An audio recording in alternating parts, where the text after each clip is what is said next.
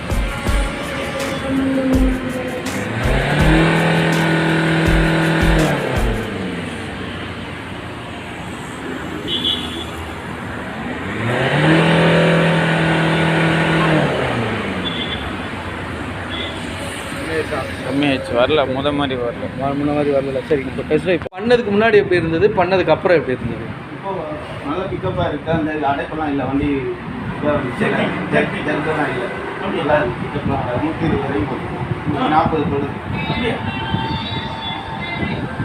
So இப்போ இந்த decarbonise பண்ணதுக்கப்புறம் உங்களுக்கு வந்து பிக்கப் ஃபீல் பண்ணீங்க, நல்லா இருக்கும்.